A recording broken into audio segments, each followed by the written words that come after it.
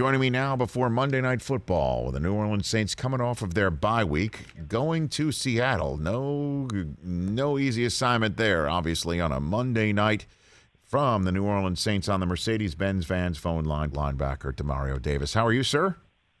Oh, outstanding. Thanks for having me on, Rich. Thanks for being on. What'd you do in your bye week? What does an NFL player do in such an early bye week with the longest regular season in the history of regular season? Well, we just had our fifth daughter, fifth child, and so we were just at home because wife and daughter couldn't leave, so we spent a lot of time just here hanging out with the other four kids, taking them out to the movies, and to the museum, just a lot of family time.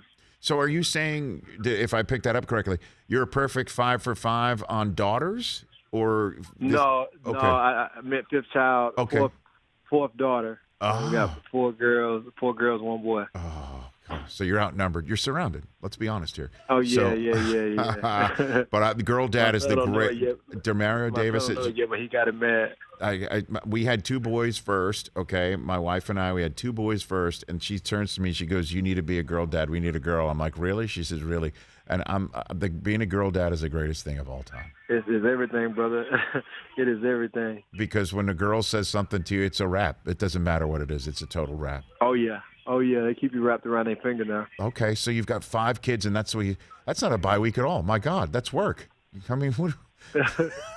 No, it was good, man. I mean, during the season, you don't get as much time with the family. Of course. So, just being able to be around them, man, is very rewarding. Demario Davis being 3-2, this team, it's remarkable with what you've already been through. What was it like? Oh, gosh, so you were away from home for all that time because of the hurricane, and you're in TCU, and you're in Texas, and then you got a home game in Jacksonville with 5 kids at home. That's what's going on with you?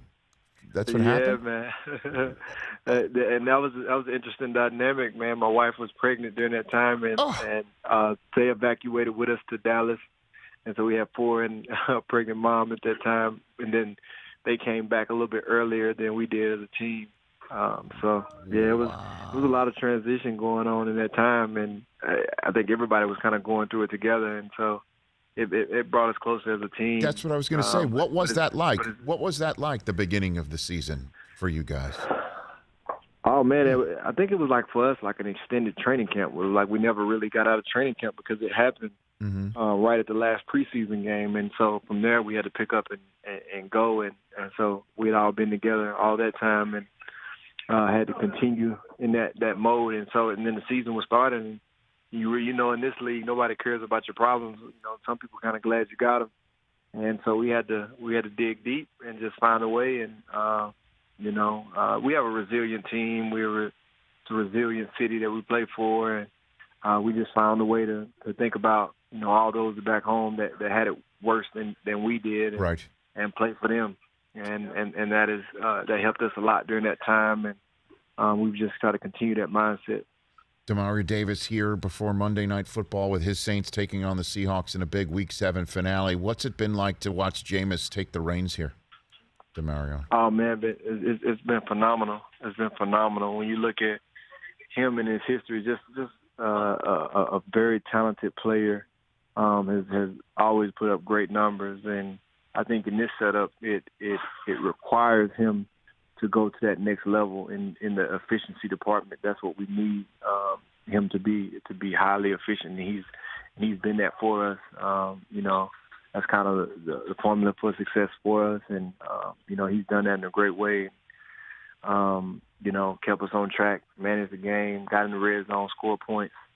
As best as you could do it, and he's played good football, and it's great to see him ascend as a player, a person, as a man, as a leader. So I'm excited to see that continue because I think his best football is still in front of him. Yeah, and I mean to now get another shot within the division still too. I mean, like he's hardly. He hasn't moved to a new neighborhood. He's kind of moved down the street a little bit, right? To the neighbor that you didn't like, or from the neighbor you didn't like to you guys. And so there wasn't much of a transition period. Like, do you have a moment where he kind of had you at hello in a way as a leader on this team, Demario? I think just being able to see his story, and kind of having gone through some of those things myself, I think watching him kind of take a humble route to come here and to be he's the first overall pick, been a starting quarterback his whole career, and then to pretty much know you're going into a situation where you're going to sit on the bench for an entire year or so. And doing that had been very humbling, but at the same time, taking that and learning, from one of the greatest quarterbacks to ever play the game, kind of learning the culture, learning the environment, and finding his own identity in the system and building that love for the city. And now it's his turn. And, sometimes we have to take a step back so that we can take a step forward. And, just being able to watch that and just be excited for where his career can go from this point. It's a pivotal point in his career and in his life. So it's been exciting to watch. Well, I mean, I don't like telling you what to do, but I think it would be fun to do this. Could you tell your teammates to be quiet? You're on the phone with Rich Eisen, and he's a very important man. Would you mind doing that right now? Y'all got to be quiet, man. I'm on the phone with Rich Eisen, and very important. Thank you very much. Very important call. Thank you very much. And are they respectful of that right now? How do they look right now? They say, "Who is that guy?" or what? How'd that work? They all giving you the face, like, man, who this dude? I walked into that one. Guilty as charged. I walked into that pitch. Oh my gosh, Demario Davis here. Prior to Monday Night Football. Okay, so the challenge is Geno. I mean, were you teammates with him, Demario, back in the day? Were you teammates with Geno Smith? Yeah.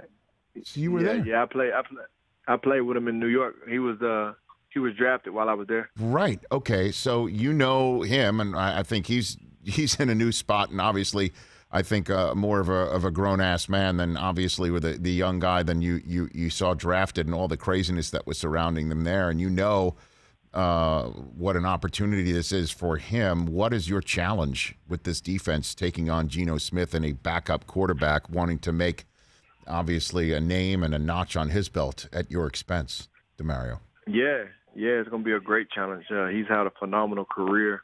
He's gotten better every single year. You can see it in this game. It's the reason why he's been in this league this long. He's built a great career for himself, and he's definitely not playing like a number 2 quarterback, playing like a starter. We know the talent is all there, and it's been incredible. I've been able to, because I played with him as a teammate, been able to follow his career his entire time, and I definitely know he's stepping in this game with a chip on his shoulder, with a point to prove, and and he's throwing some great weapons, and so. And they're well coached. We're going to play a really good football team in a tough environment, and so it's definitely going to be challenging, to say the least. All right. So what do you say to people, Demario Davis? Last one for you here. That you're in the division where that you did win last year, but Breeze is gone. Different team. Breeze is gone. I mean, the number of times that you could say that Breeze is gone, that at least I hear that thus you're a different team and the Bucs are the world champs, and thus a lot of folks are overlooking you. How do you and your team respond to something like that, Demario Davis? Yeah, man. For me, I look at it.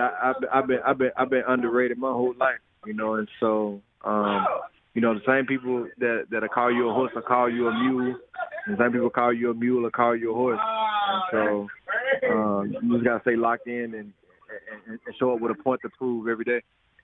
Demario Davis, I appreciate the time. Have a great Monday Night Football game. Let's chat down the line. Appreciate it. Have a good time in the locker room. All right, man. Appreciate it. All right, there you go. There's Demario Davis and his teammates right here before Monday Night Football between the Saints and the Seahawks. Hey, you watched all the way to the end. Thanks for that. Watch more right here.